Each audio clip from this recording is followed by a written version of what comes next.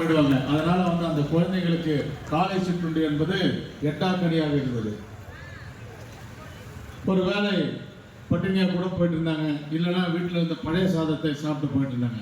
ஆனால் இன்றைக்கு கிட்டத்தட்ட தமிழகத்திலே 17 லட்சம் குழந்தைகளுக்கு காலை சிற்றுண்டி என்ற ஒரு உன்னதமான திட்டத்தை தந்தவர்தான் நம்மளுடைய மாண்புமிகு முதல்வர் என்பதை யோசிச்சு பார்க்கணும். இவரெல்லாம் எப்படி யோசிச்சு இந்த மாதிரி திட்டங்கள் எல்லாம் கொண்டு வருகிறார். இன்றைக்கு கனடா நாட்டிலே பார்த்திருக்கின்ற அங்கே இருக்கின்றவர்கள் எல்லாம் பார்த்து இது போன்ற திட்டங்கள் எப்படி தமிழ்நாட்டிலே நிறைவேற்றுகிறார் என்று ஆராய்கின்ற அளவுக்கு ஒரு நல்ல நல்ல திட்டங்களை தந்து கொண்டிருக்கின்றார். உதாரணத்திற்கு ஐநா சபையை இன்றைக்கு தமிழ்நாட்டுடைய திட்டங்களை பாராட்டுகிறது என்று சொன்னால், நம்முடைய உயர்நீதிமன்ற நீதிபதிகளே தமிழ்நாட்டுடைய திட்டங்களை பார்த்து பாராட்டுகிறார் என்று சொன்னால் எவ்வளவு நல்ல திட்டங்களை தந்து கொண்டிருக்கின்றார். இங்க இருக்கின்ற அதிமுக எல்லாம் ஏதோ நம்முடைய முதலமைச்சருக்கும் இந்த ஆட்சிக்கு எதிராக பேச வேண்டும் என்று பேசுகிறார்களே தவிர அவர்கள் பேசுகின்ற கருத்தில் எந்த உண்மையும் கிடையாது. பிஜேபி காரனும் உண்மை பேச மாட்டேன்றான், ஏடிஎம்பி காரனும் உண்மை பேச மாட்டேன்றான், யாரும் உண்மையே பேச மாட்டேன்றாங்க. அவங்களை பேசுவதற்கென்று எதுவுமே கிடையாது. ஒரு குற்றச்சாட்டை வைக்கின்றவர்கள் அதற்கு ஏதாவது முகாந்திரம் இருக்க வேண்டும், இல்லை என்றால் ஏதாவது ஆதாரம் இருக்க வேண்டும். அப்படி ஏதாவது ஒரு ஆதாரத்தோடு ஒரு குற்றச்சாட்டை சொல்கிறார்கள் சொன்னால் கிடையாது. அண்ணாமலை அன்றைக்கு அந்த ஒரு பாலியல் வன்கொடுமை நடந்தது. அந்த பாலியல் வன்கொடுமை நடந்த இடத்துல அந்த குற்றவாளியை பிடித்து அந்த குற்றவாளிக்கு தண்டனை வாங்கி தந்தாங்க. அதுதான் திராவிட முன்னேற்ற கழக அரசு. அதே பொள்ளாச்சியில ஒரு பாலியல் வன்கொடுமை நடந்தது. அதில் எத்தனை பெண்கள் பாதிக்கப்பட்டார்கள், அவர்களுக்கும் தண்டனை நாம தான் வாங்கி கொடுத்தோம். அன்றைக்கு திராவிட முன்னேற்ற கழக அரசு அதை எடுத்து போராடவில்லை என்று சொன்னால் உண்மையான குற்றவாளிகளை அவங்க அரெஸ்ட் பண்ணியிருக்க மாட்டாங்க. இப்ப கூட இந்த பாலியல் வன்கொடுமை இந்த அண்ணா யூனிவர்சிட்டியில் நடந்ததுக்கு அண்ணாமலை சொன்னார், என்கிட்ட இதற்கு உண்மையான குற்றவாளிகள் யார் என்று என்கிட்ட நிறைய ஆதாரங்கள் இருக்கு என்று சொன்னார். இன்னைக்கு அவருக்கு கோர்ட் நோட்டீஸ் கொடுத்துருக்கு, இந்த மாதிரி கோர்ட்டுக்கு போயிருக்காங்க, நீ யார் அந்த உண்மையான குற்றவாளிகள் என்று வெளியிட வேண்டும் என்று சொல்லியிருக்க. அண்ணாமலைக்கு என்ன செய்யறதுன்னே தெரியாம இருக்காரு. ஏன்னா ஏதோ பேட்டியில் சொல்லணும்னு சொல்லிட்டாரு, ஆனால் அவர்கள்கிட்ட ஆதாரம் இருக்கிறது என்று சொன்னால் இல்லை. இப்படி சும்மா போய் பேசிட்டு போறாங்களே தவிர அவர்கள்கிட்ட எந்த உண்மையும் இல்லை. ஆக இன்றைக்கு நாம் 102வது பிறந்த நாளை கொண்டாடுகின்ற தலைவர், தமிழகத்திலே ஒரு இயக்கத்தினுடைய 50 ஆண்டு கால தலைவர், 80 ஆண்டு காலம் பொது வாழ்க்கைக்கு சொந்தக்காரர், 5 முறை இந்த நாட்டினுடைய முதலமைச்சராக பணியாற்றி அவரை பார்த்து இந்த நாட்டு மக்களுக்காக பல்வேறு திட்டங்களை தந்தார். பெண்களுக்கு சொத்திலே சம உரிமை, பெண்களுக்கு மகளிர் உரிமை தொகை, குழுக்கள், இப்படி பல்வேறு திட்டங்களை தந்தவர். எல்லோரும் அர்ச்சகராகலாம், சமூக நீதிக்காக பல்வேறு திட்டங்களை கொண்டு வந்தவர். அப்பேற்பட்ட தலைவரை பார்த்து ஒரு பத்திரிகை கேட்கிறது, நீங்கள் ஒன்றிய அரசியலே மத்திய அரசியலே ஈடுபட ஆர்வமாக இருக்கிறாரா என்று கேட்கின்ற பொழுது நம்முடைய மாண்புமிகு தலைவர் கலைஞர் அவர்கள் பணிவோடு சொல்கிறார், என்னுடைய உயரம் எனக்கு தெரியும், அதனால் நான் என்னுடைய அரசியல் தமிழகத்தில் தான் இருக்கும் என்று சொல்கிறார். எவ்வளவு பெருந்தன்மையா சொல்றார் ஒரு தலைவர். ஆனா 4 படம் நடிக்கிறதுக்கு இல்லை, இன்னைக்கு நான் தான் முதலமைச்சர் என்று இன்னைக்கு ஒரு கட்சி ஆரம்பிச்சு சுத்துறாங்க. இவர்களை பார்த்து இவர்களுக்கு வெட்கம் இல்லையா? அப்பேற்பட்ட இந்த நாட்டில் நாம எவ்வளவு நல்ல நல்ல திட்டங்களை தந்த நம்முடைய மாண்புமிகு தலைவர் அவர்கள் இந்த ஓசூருக்கு அப்துல் ரஹ்மான் பாரி சொன்னாரு, இந்த ஓசூருக்கு கொண்டு வந்த திட்டங்கள் இன்றைக்கு சிப்காட்டம் ஒன்று வரலன்னா இந்த ஓசூர் இன்றைக்கு இந்த அளவுக்கு வளர்ச்சி கண்டிருக்கிறார். கிட்டத்தட்ட 3 லட்சம் கோடி ரூபாய் ஆண்டுக்கு உற்பத்தி செய்யக்கூடிய ஒரு நகரம் இன்றைக்கு ஓசூர் தொழிற்சாலை இல்லை. கிட்டத்தட்ட 2 லட்சம் தொழிலாளர்கள் பணிபுரிகின்ற ஊர் இன்றைக்கு ஓசூர். இதற்கு யார் காரணம் என்பதை இங்கே இருக்கின்றவர்கள் நீங்கள் சிந்தித்து பார்க்க வேண்டும். தலைவர் கலைஞர் சிப்காட்டை மட்டும் கொண்டு வந்ததுலாம் இருக்காது. 5000 சிறு குறு தொழிற்சாலைகள் இன்றைக்கு ஓசூரில் இருக்கின்றது. பெரிய நிறுவனங்கள் கிட்டத்தட்ட 300க்கும் மேற்பட்ட நிறுவனங்கள் இன்றைக்கு இருக்கின்றது. ஆக இப்படிப்பட்ட ஒரு தொழிற்பூங்காக இன்றைக்கு அமைய காரணமாக இருந்தவர் திராவிட முன்னேற்ற கழக அரசு. அவர் ஒரு சிப்காட்டோட நின்றாருன்னா இல்லை, அடுத்தது 2வது சிப்காட்டுக்கு அவர் தான் துவக்கி வச்சார். இப்படி தொழிற்சாலைகளை துவக்கி வைத்ததோடு மட்டுமல்லாமல் அது ஒரு பக்கம் இருந்தாலும் நம்முடைய மாணவர்களுடைய கல்வியை அவ்வளவு மேம்படுத்தியிருக்கிறார். இன்றைக்கு மாவட்டத்திற்கு ஒரு மருத்துவக் கல்லூரி இருக்கிறது என்று சொன்னால் அது இந்தியாவிலே தமிழகத்திலே மட்டும்தான். இப்படி கல்லூரிகள், பொறியியல் கல்லூரி ஆனாலும் சரி, பாலிடெக்னிக் சரி, பாலிடெக்னிக் ஆனாலும் சரி, அரசு கலை கல்லூரிகள் ஆனாலும் சரி, மொத்த கல்லூரிகளும் இன்றைக்கு தமிழகத்தில் இருந்து உயர்கல்வியிலே முதலிடத்திலே தமிழகம் இன்றைக்கு இருக்கிறது சொன்னால் அதுக்கு திராவிட முன்னேற்ற கழக அரசுதான் காரணம் என்பது இருக்கிறவர்கள் நீங்கள் புரிந்து கொள்ள வேண்டும். இப்படி நல்ல நல்ல ஒரு திட்டங்களை தருகின்ற ஒரு ஆட்சி, இந்த ஆட்சியை பார்த்து குறை சொல்ல எந்த எதிர்கட்சிக்கும் தகுதி இல்லை என்பதை நீங்கள் யோசிச்சு பார்க்கணும். கடந்த 10 ஆண்டுகளாக இருந்த அதிமுக இந்த ஓசூருக்கு என்ன செஞ்சாங்க நீங்க யோசிச்சு பாருங்க. விரல் விட்டு எண்ணக்கூடிய அளவுக்கு ஏதாவது ஒரு நல்ல விஷயத்தை அவர்கள் செய்திருக்கிறார்கள் சொன்னால் இல்லை. ஆனால் இதே மாநகராட்சியில மட்டும் இந்த 4 ஆண்டுகளில் கிட்டத்தட்ட 800-900 கோடிக்கு கிட்டத்தட்ட வேலைகளை நாங்கள் செய்திருக்கிறோம் என்பது இந்த பெருமையோடு நாங்கள் சொல்லிக் கொள்கிறோம். 580 கோடி ரூபாயிலே பாதாள சாக்கடை திட்டம் தந்த அரசு திராவிட முன்னேற்ற கழக அரசு. ஏற்கனவே இருக்கிற பஸ் நிலையம் கூட தலைவர் கலைஞர் தான் கட்டி கொடுத்தது.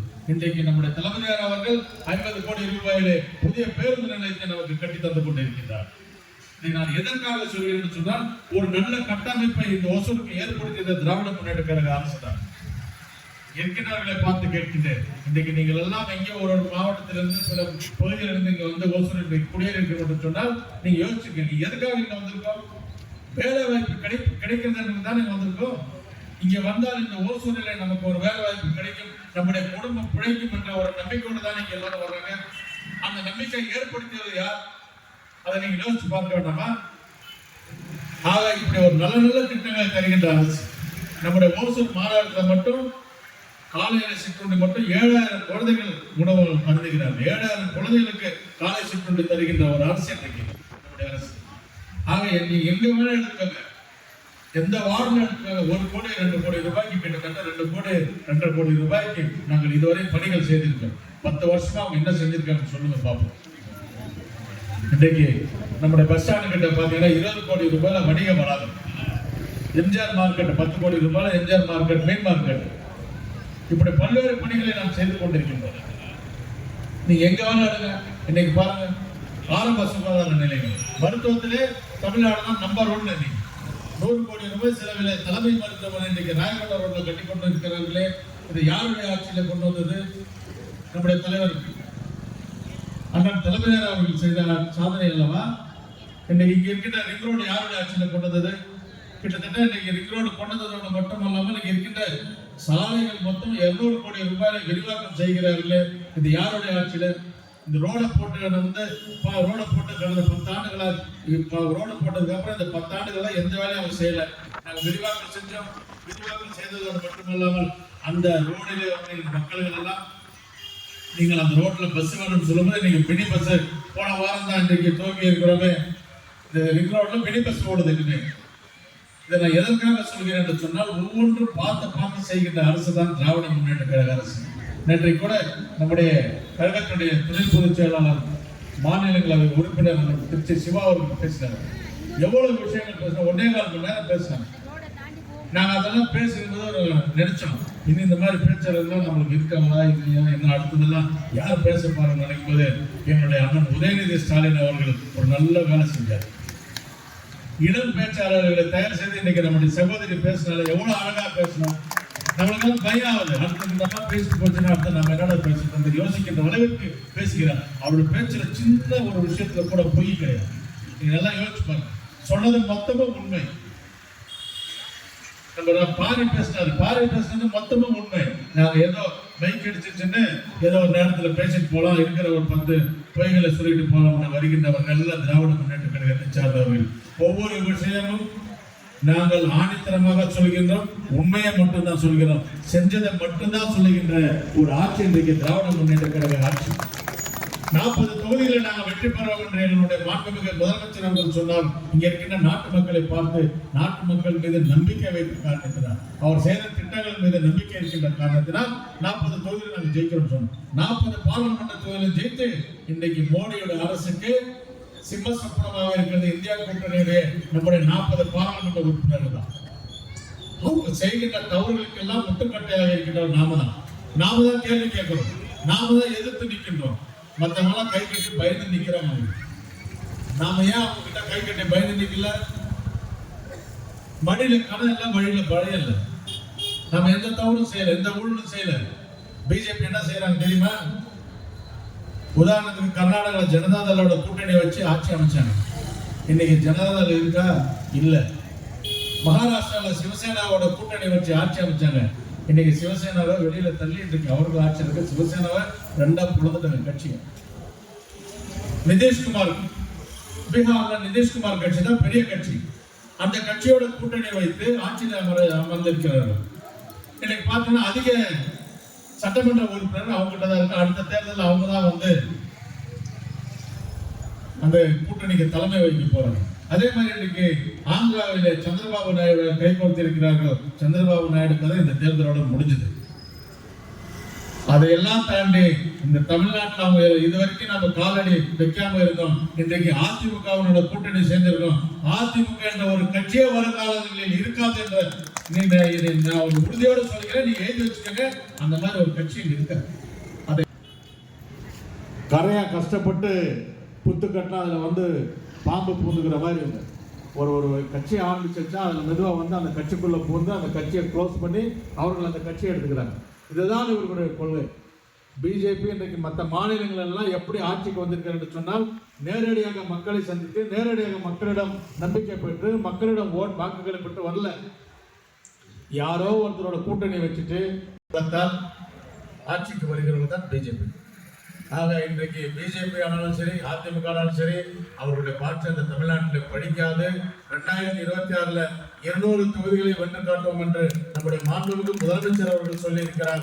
கண்டிப்பாக 200 தொகுதிகள் நாம் வெற்றி பெற செய்ய வேண்டும் என்று இந்த நேரத்தில் உங்கள் அனைவரும் நாம் தாழ்மையுடன் கேட்டுக்கொண்டு இந்த நல்ல வாய்ப்பிற்கு நன்றி கூறி விடைபெறுகிறேன். நன்றி, வணக்கம்.